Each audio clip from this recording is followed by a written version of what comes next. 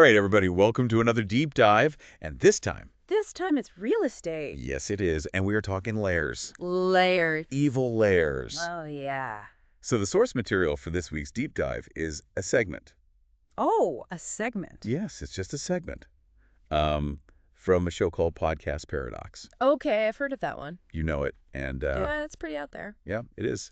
But they do a bunch of different things. And this particular segment was, What's it called? well, it didn't really have a name, but it was basically real estate listings for supervillains. Real estate for supervillains. Yeah, so you're an evil mastermind. Right. You need a place to plot your evil schemes. You gotta have a headquarters. You do. Yeah. And so they had a bunch of listings, and we thought we'd go through some of the highlights with you today.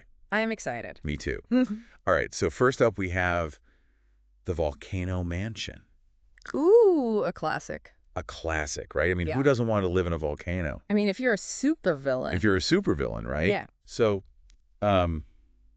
this place has everything you could possibly need. Like what?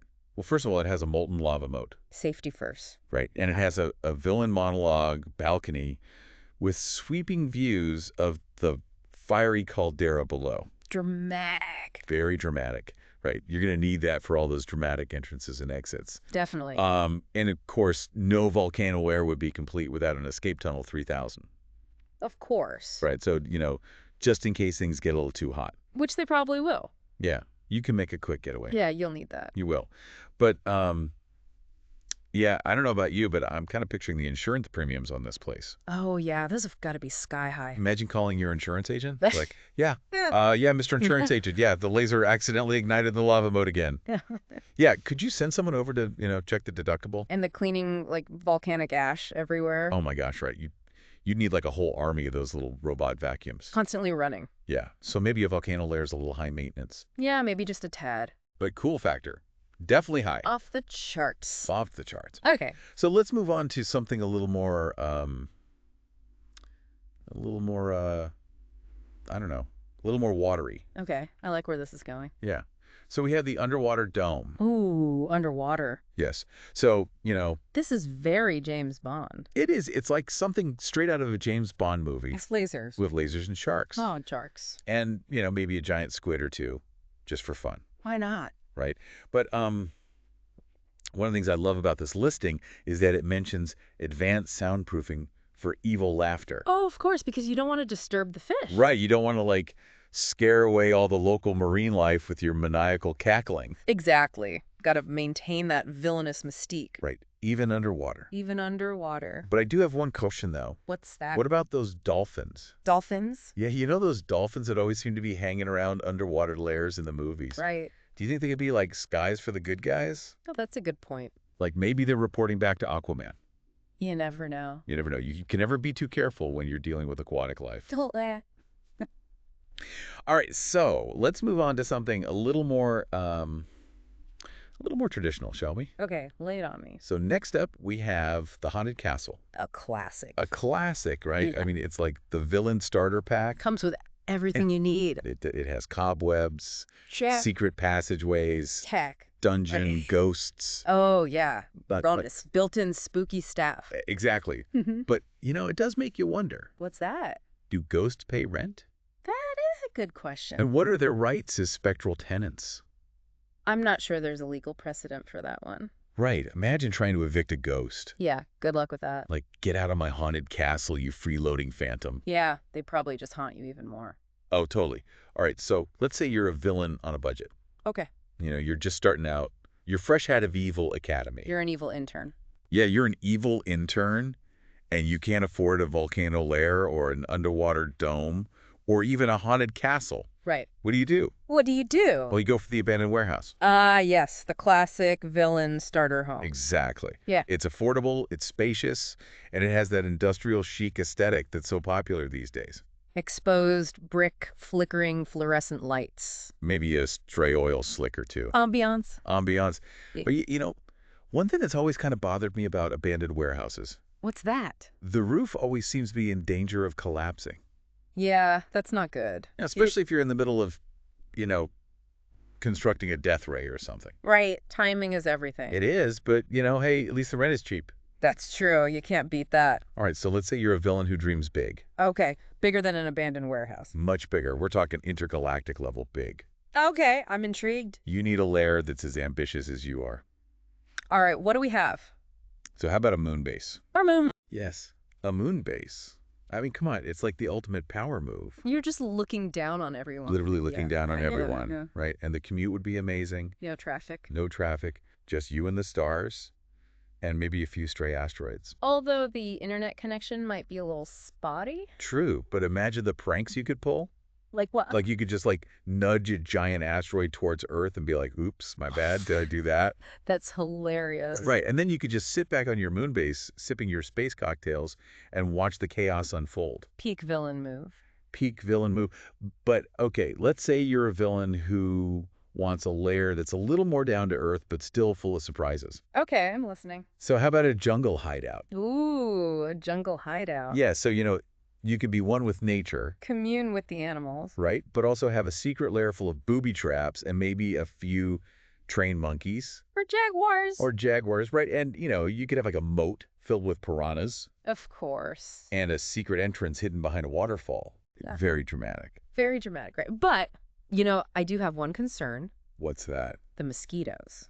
The mosquitoes. Yeah, those things are vicious in the jungle. Oh, they're relentless. Right, and the humidity. You'd need a whole arsenal of anti-criz products. Oh, totally. All right, so let's switch gears completely and talk about the ultimate hiding in plain sight. Okay, I'm curious. A suburban lair. The suburban lair. Yeah, so, you've got your unassuming house with the white picket fence and the perfectly manicured lawn. Right. But underneath it all, a secret lair. a secret lair with all the bells and whistles. Like what? Well, you've got your hidden trapdoors, your secret passageways, your underground laboratory.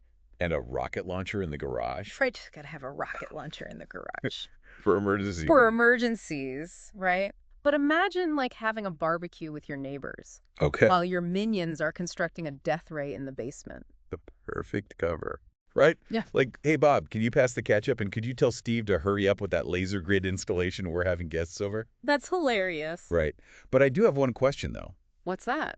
How do you deal with the HOA? The HOA? Yeah, the Homeowners Association. Oh, right. Imagine trying to explain, those late-night explosions to the neighborhood watch. Yeah, that can be tricky. Right, like, oh, that wasn't a bomb. It was just my new prototype for a mind control device. No need to worry. I'm sure they'd understand. Right. But, okay, let's wrap up this real estate tour with the most ambitious, awe-inspiring lair of them all. Okay, I'm ready. The floating sky fortress. The floating sky fortress. Yes. Wow. I mean, come on. It's like having your own private country, but in the sky. Talk about a view. Right, and forget about nosy neighbors. The only people you have to deal with are birds and maybe the occasional stray airplane. Although you'd probably want some pretty serious anti-aircraft defenses up there. True. Yeah. You wouldn't want those pesky fighter jets ruining your evil plans. No, you wouldn't. But imagine the weather up there. You'd need a serious windbreaker for your villainous cape. And a good hat. And a good hat, right? But, okay, before we go any further, I have a confession to make. Oh, what's that? I kind of want to live in a floating sky fortress now. I get it. It's pretty tempting. It is. It's just too cool. Plus, think of the views. You could see everything from up there. That's true. But, okay, let's take a breath and move on to the next part of our deep dive. Sounds good. All right, so now that we've explored some of the more outlandish, yes, yeah, evil lair options, let's delve a little deeper into the psychology of these villainous real estate choices. Okay, I'm ready to get analytical. Me too. So what do you think we get started? Let's do it. So we've had some fun, looking at these different layers. Yeah. But let's, take it a little deeper here. Okay. Think about the psychology of these evil masterminds. Okay, so we're like armchair psychologists now. A little bit. Yeah. I like it. So you think about it, right? A villain's lair. Yeah. It's not just a place to live. It's an extension of them. Okay. It's their personality, their ambitions, Okay. maybe even their insecurities. Ooh, that's deep. Right. So, what does a volcano lair say about someone?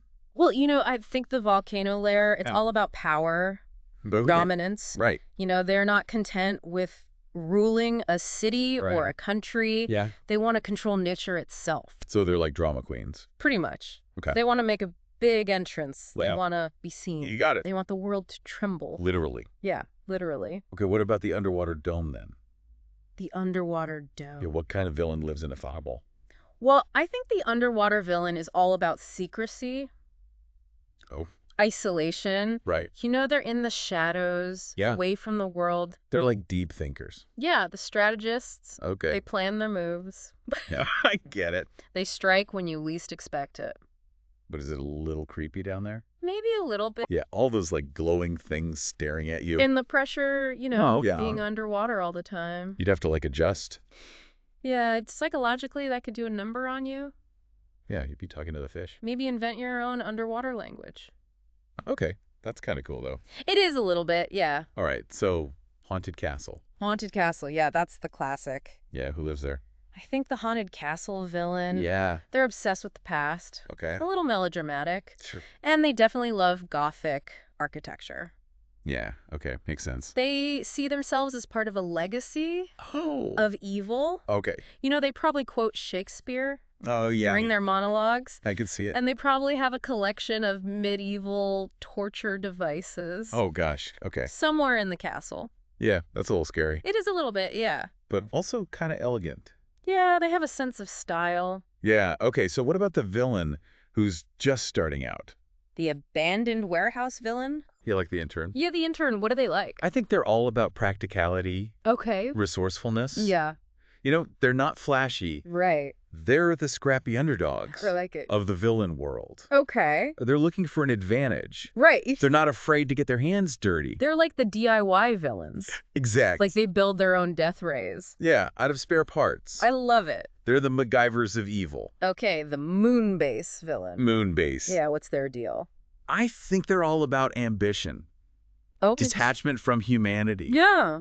They want to rule the solar system. The whole thing. Yeah, they're not content with just one planet. Okay, that's a lot. It is a bit much. Yeah. Well, what's their plan? Well, maybe they want to build a moon laser Okay. and hold the Earth hostage. Oh, gosh. Or maybe they just want some peace and quiet. Yeah, I could see that. Away from everyone. Away from the world. Yeah, the moon's pretty quiet. It is, but you'd need to bring your own oxygen. That's true. And snacks. Moon snacks. Yeah, those are probably expensive. Okay, so what about the villain who's like one with nature? The jungle hideout villain. Yeah. I think they're all about using nature to their advantage. Okay. They're masters of camouflage, Yep. experts in survival. Yeah. They probably know all about poisonous plants, Oh, yeah. venomous creatures. You wouldn't want to run into them in the jungle? No, you would not. Okay, so the suburban lair. The suburban lair. What about that villain? I think they're all about blending in, Okay. maintaining a facade of normalcy. Right. They're the masters of deception. Like the ultimate undercover villains. Exactly. Yeah. They're the ones who win the Best Yard of the Month award. Yeah. But they're building a doomsday device in their shed. Oh my gosh. They organize bake sales to Yes. fund their evil schemes. That's hilarious. They host neighborhood watch meetings. Oh gosh. But they're secretly monitoring everyone with their cameras. So they're like passive-aggressive villains. Pretty much, yeah. Okay, but now let's talk about the floating sky fortress. The ultimate power move. Yeah. Who lives there? I think that villain is larger than life. Okay. They crave attention, Right. and they definitely have a god complex. Oh yeah. They want to be seen. Yeah. They want to be feared. Worshipped. Maybe even worshipped. Yeah. Okay, but isn't it a little impractical? Maybe a bit. Yeah, what if you run out of milk? Good point. Do you send a minion down to the store? On a rocket-powered shopping cart. Yeah, exactly. But I think it represents the ultimate fantasy of Oh. power and control. Yeah.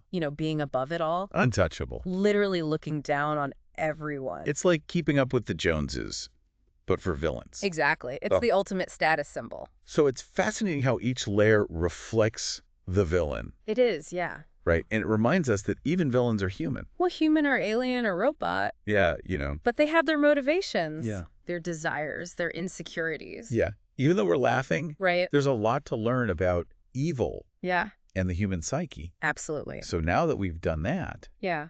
what do you say we wrap up Okay. with a thought experiment? Ooh, I like it. If you were a villain, Yes. what lair would you choose? Oh, that's a tough one.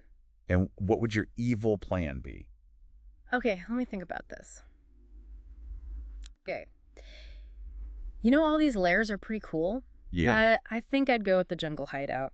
Yeah. It's off the grid, Right. sustainable. Hmm. Plus, who doesn't want a pet jaguar? Oh, a pet jaguar, that's a good point. Right. But what about your evil plan? My evil plan. Yeah, like what's your master's scheme? Oh, I'm not going to give away all my secrets. Okay. But let's just say Yeah. it involves harnessing the power of nature. Ooh, nature. Yeah, like imagine controlling the weather, Oh, wow. commanding armies of insects, Go. maybe even communicating with plants. That's pretty cool. Right. So you're like an eco-villain, Kind of, yeah. but like with a sinister twist. Exactly. Okay.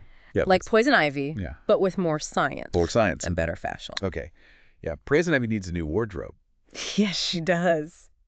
But you know, it's amazing how creative Oh, yeah. you have to be a villain. It's like they're world building, Yeah. you know? It's not just about the lair, No. the plan. It's the whole aesthetic. Right, like the look, The look. the catchphrase, Oh, yeah. Gotta have a good catchphrase. the theme music, The theme music. and the henchmen. Oh, the henchmen. Right, you got to have those. Yeah, what kind of villain doesn't have henchmen? Exactly. And think of all the team building exercises Oh, yeah. you could do. Like what? Like synchronized evil laughing practice, Oh, that's a good one. volcano repelling lessons, Uh-huh. how to build a death ray 101. Essential. Right. Gotta have that. It's like a villainous retreat. Yeah. With trust falls. Motivational speakers. Like, remember, team, we're not just conquering the world. Right. We're building a family A of highly trained trained. evil minions. It's all about a positive work environment. Right, even if you're trying to take over the world. Even then. Okay, well, on that note, I think it's time to wrap up Okay. this deep dive Yeah. into the weird world Ain't fun. of evil lairs. It has. We've learned about volcano insurance, Yes. underwater soundproofing, Important. and moon snacks. Very important. We've explored the psychology of evil, Deep stuff. the importance of branding, Yeah, you gotta have a good brand. and positive reinforcement. Even for villains. So who knew being a supervillain could be so educational? I know, right? But before we go, Yeah. one final question. Okay, hit me. If you were a villain, Yes. what would your lair be? And what would your evil plan be? Let your imagination run wild. Yes, embrace the absurdity. Until next time, See you later. keep exploring, keep questioning, Stay curious. and maybe, Stay. just maybe, Yeah. let your inner supervillain out to play. You never know what you might create. Exactly. Yeah. Thanks for joining us. It's been a pleasure.